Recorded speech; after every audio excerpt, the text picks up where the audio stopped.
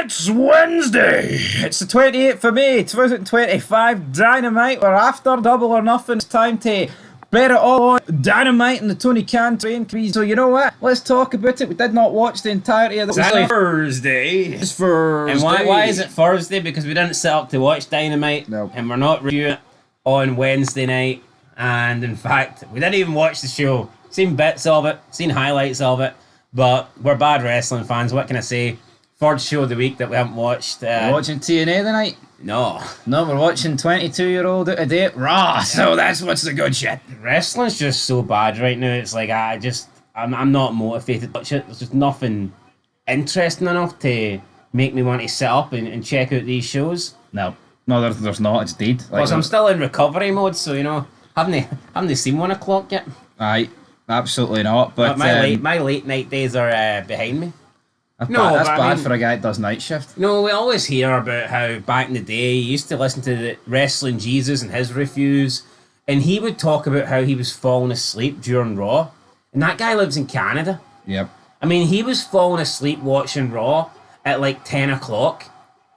So, I mean, how the hell are we supposed to sit up to 4 a.m.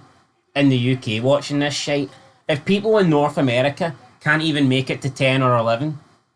Yeah, then, and that's not us, not bashing anybody in North America. Yeah. I'm just saying, like, see, for you to sit up and watch wrestling live in the UK, you either need to be obsessed with the show or some form of freak of nature, or the show needs to be good. And let's be honest, we're not obsessed with wrestling because it's shite. Yep. The shows are not great, and I guess we're not freaks like Scott Steiner there, buddy. I remember sacrifices sleep before going to school back in the day to watch it.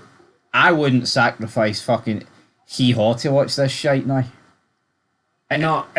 You take away this channel, you take away YouTube, we're not here watching it.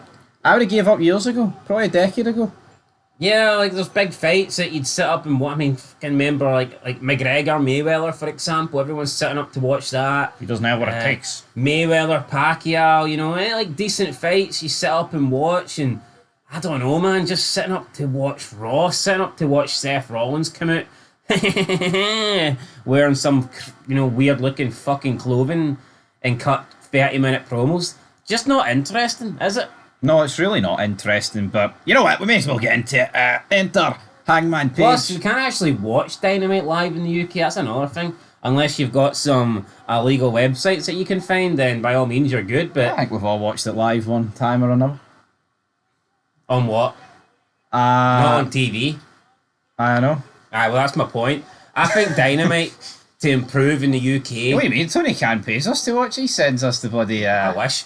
Dynamite needs to get its programming, I think, live on the UK. I believe right now Dynamite airs on like ITV4 or something on a Thursday. Channel 4 or some shit. But not ITV4, not Channel 4, mate. Or something shite then. Point is, look, Dynamite needs to get live. Try and get on Sky Sports or something. Tony Khan's got the money. Fuck, man, he's got... they own Fulham. Massive club, you know what I mean? See to grow your fan base, like, you want to be live, don't you? Yep. And you want to be on the best channels available. Yeah, I know, I tell you what. See when you're on all these obscure... Look at TNA in America. See when they left Spike, and then they went to, like, Destination America, then they went to Pop TV. That was just a decline. That's when they lost all their viewership, and was it... Was the total loss in viewership at TNA, was it completely down to the product, or was it just because they were continuously moving to these obscure channels that pretty much nobody had, or maybe people had them and didn't even know they had them? Yep. You need to be on a good slot. ECW back in the day, man, it was fucking always on like early hours of the morning in America.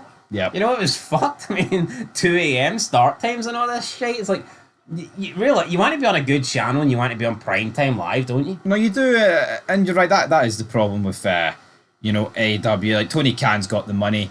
See, could you imagine though if he actually got in the UK Dynamite live on free-tier television? Everyone with a TV in the UK could get it. That would be a massive advantage compared to WWE on the TNT, because a lot of people don't have TNT. Yeah, definitely. And obviously, I mean, that's out the window now because it's moved to Netflix and so on. But yeah, I mean, most people do have Netflix, but I guess it's kind of proven in the numbers that they haven't drastically went up, have they? But anyway, right, Tony Khan, his magical mystery tour continues here. To be honest, though, it doesn't really matter. At the end of the day, it doesn't really matter what channel you're on. It needs to be a good product, and wrestling's not, so... It's not.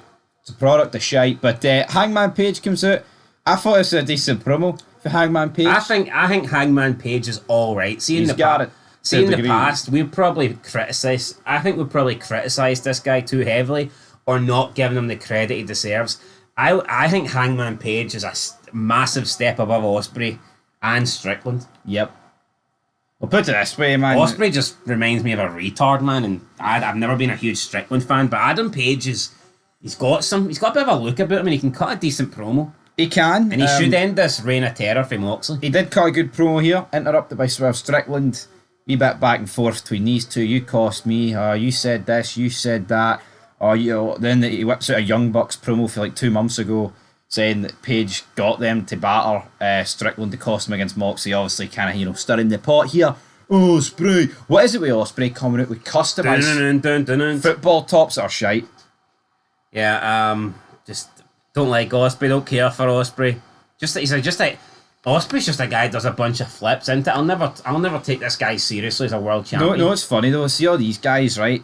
That are like marks and they're in Tony Khan, WWE.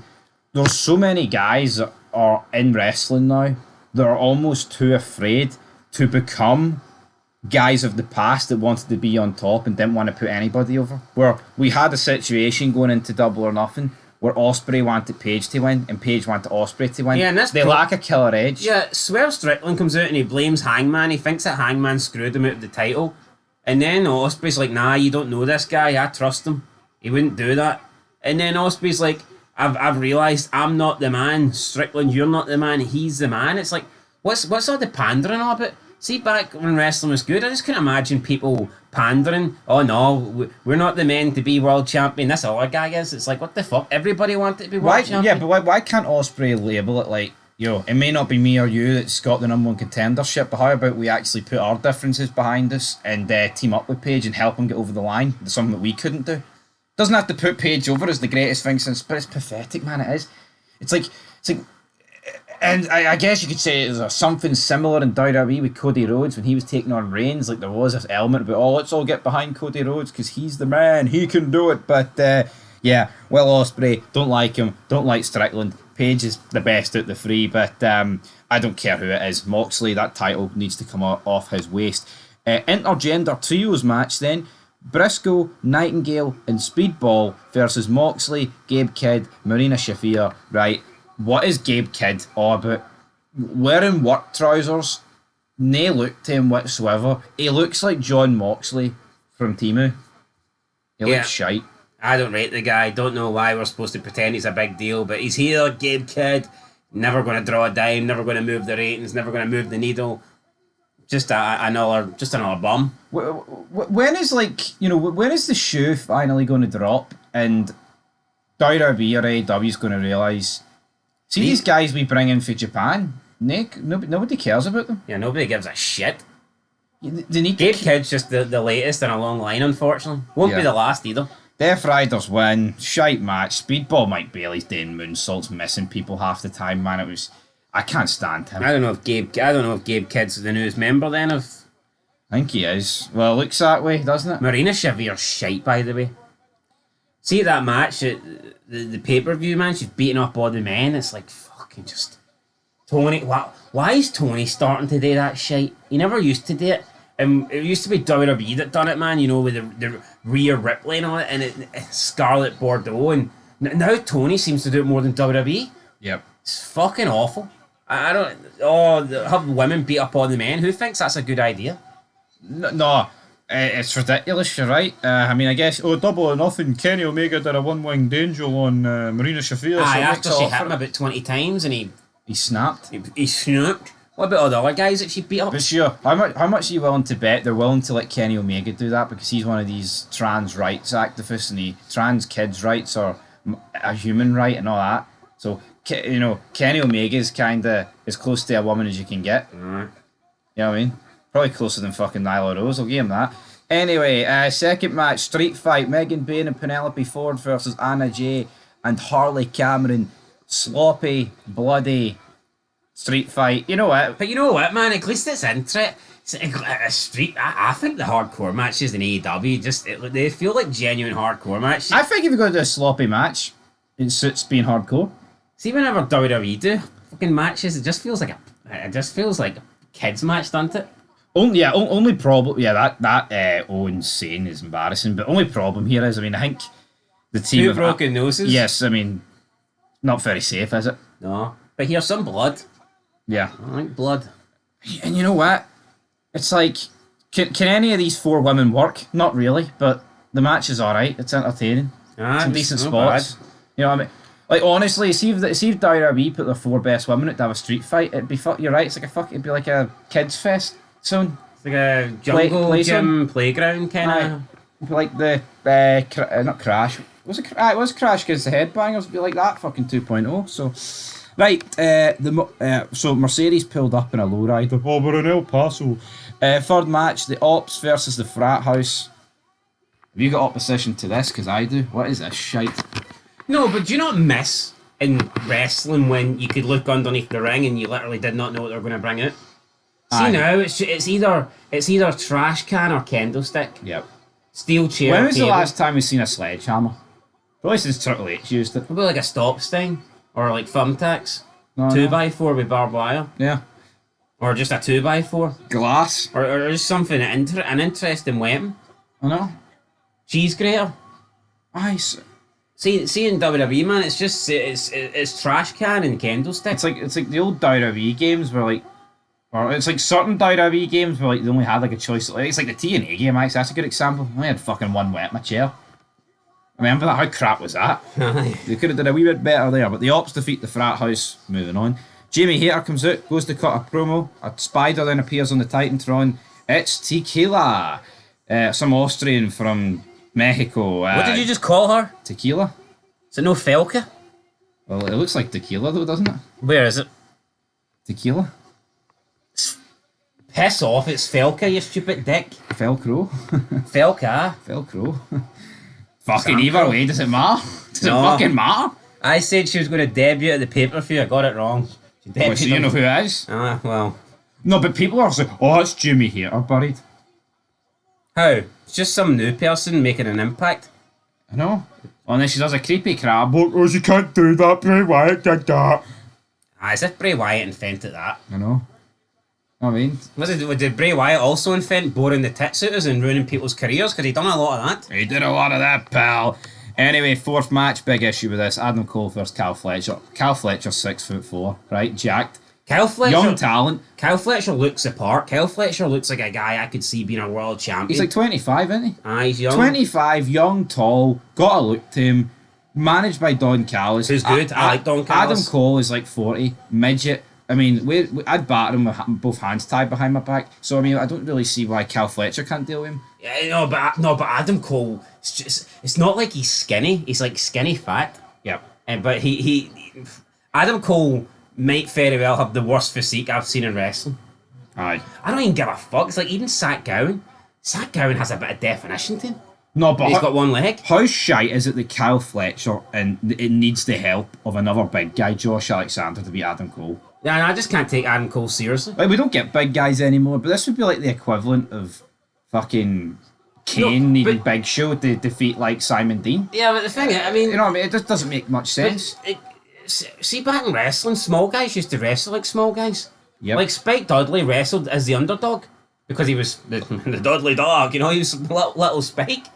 Adam Cole doesn't wrestle like he's an underdog, doesn't he? No, Adam Cole doesn't wrestle. Wrestles like he's a main offender. He doesn't wrestle like he's a 120-pound soaking wet fucking guy, which he is. Yep, nothing more, nothing less, pal. I don't get it. There's this spot where Fletcher does a powerbomb on Adam Cole. Looked pretty nasty. Powerbombs him on the apron, basically. But that should be enough to beat him. He misses the apron, and people thought like the back of his head cracked off the apron. But it turns out that Adam Cole actually put his arm up. So, and when you slow it down, you see that it's his arm that hits the apron and not the back of his head. Now, some people are saying, oh, this is great wrestling. This is showing you that here Adam Cole made it look like the back of his head hit it. Now maybe that's what they went for. I don't know, because I do think it's a bit strange that he completely missed the apron. Because not the way to do the powerbomb, the back on the apron. Yes. This completely missed it, and he just clipped the apron and hit the floor. But it was actually his arm. But see, we shouldn't need to slow it down, though. Yeah, JD from New York was saying this was ridiculous. Adam Cole just had a year out. Do you want to kill him? And then someone says, "You didn't say. How come you didn't have the same energy about when Penta dropped Chad Gable on his face on Raw?" And then he replied with something like, "I had the same energy when I asked your mama for seconds." I mean, first of all, here, this is a fucking 40-year-old, 44 obsessed wrestling guy that lives in the fucking basement, and he's using mum jokes. I mean, who the fuck uses mum? Yeah. I mean, that's something you do in school. This guy thinks he's hard, but He still should be in school in Mongoloid. he proves the guy's point. He actually didn't have the same energy for the Penta spot because he completely changed the direction of the questioning and took it away from what Penta done and made a mum joke about it. And it's just like, yeah, you know what, this spot looked unsafe, but the Penta spot also looked unsafe. But of course, he only called one out. What about Kevin Owens? Guy was working with a neck injury, and then what did they do with Rhodes and Zayn matches? Drop him on his neck. Daniel Bryan. Daniel Bryan. As soon as he came back, he started powerbombing the fuck out of him. Yeah, neck but first on the apron. at least he was, cleared or whatever. Kevin Owens was working with a legitimate neck injury, and they're dropping him on his neck. What the fuck? Who wanted to see Sami Zayn against Kevin Owens and Cody Rhodes against Kevin Owens? Cody Rhodes against Kevin Owens. Just save the guy's neck. Yeah, but it's just proof that the guy just calls it one thing. Yep. Now that Penta spot's ridiculous. A guy of Penta's size shouldn't have been doing a move to two guys where one's a pile driver. Yep. You know what I mean? Because he's not big enough to do it, and lo and behold, we're lucky that Chad Gable's face and neck's alright. Yeah, anyway, I thought this was a nasty looking spot, but at least he didn't whack his head. Nope, absolutely right. But I guarantee you this same spot happens in WWE and JD says hee-haw. Yeah, probably. Fifth match, AEW International Championship qualifier. Why are we doing these big qualifier matches for International Championship? I don't know. Brody King. It's a Fatal 4-Way. Winner of this qualifies for the Fatal 4-Way. Brody King qualifies. I don't like Brody King. I mean, Josh Alexander's just came in. I feel like if anyone's got potential, it's him. Why would you not try and, push the fresh guy? Instead, they're going to put over the fucking guy that's been there. But see, done hee-haw for years. People bash Josh Alex. Oh, why are you going to AEW? They'll bury you, right? And yeah, we'll just talk about the fact he's buried here, right? Are we going to fucking pretend that we went to WWE, be treated like a better fucking deal? Of course he wouldn't. He'd be losing triple threat matches to LA Knight. Yeah. He's just a fucking mongoloid wearing a headset. That's pretty much where it goes for him. Wonder what he's listening to during his matches. Who fucking knows? Right. Then we ended the show. We had Adam Cole jumped Cal Fletcher. I don't care. Mercedes Mone, Toni Storm, right? And I want to just get this off my chest before we move on. I think it's a sad, damning indictment of wrestling that this feels like the biggest thing I've seen in 2025. These two having a promo against each other.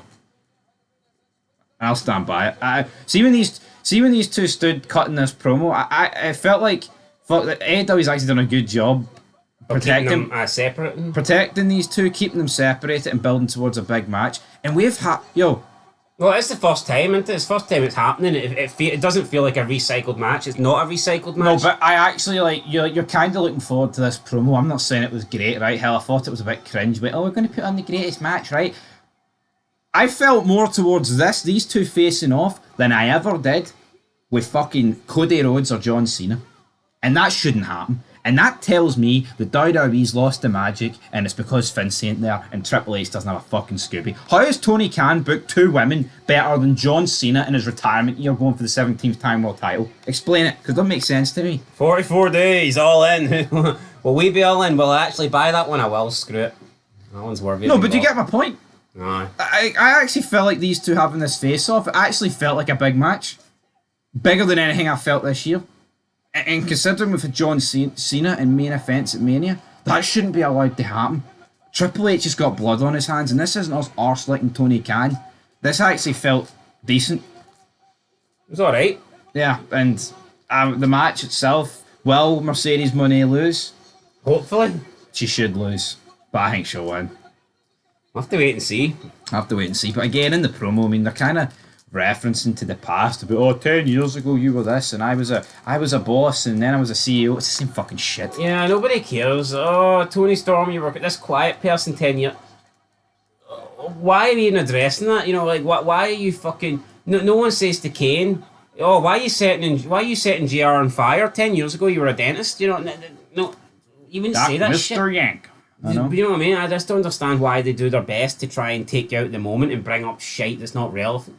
Yep, but and they do it in every company. It's fucking lame. I'll stand by it. I think this match should main event over Paige Moxley at All In. Don't think it will, but no, because I think Paige will win, so therefore I think that'll main event. Yeah, but if it doesn't main event, I think if Paige ain't going to, but he has to win. There's no problem. I'm not going to talk about it, man. He's got to win anyway, guys. We're not giving it a rating because we did watch it, but we didn't pay. You know what? Next week we'll be back. This week we're taking the week off. Really, It's your week off, isn't it? We've been bad wrestling fans, but next week we'll be back. Brody King there getting stuck into Josh Alexander, pal. Anyway, till next time. Peace.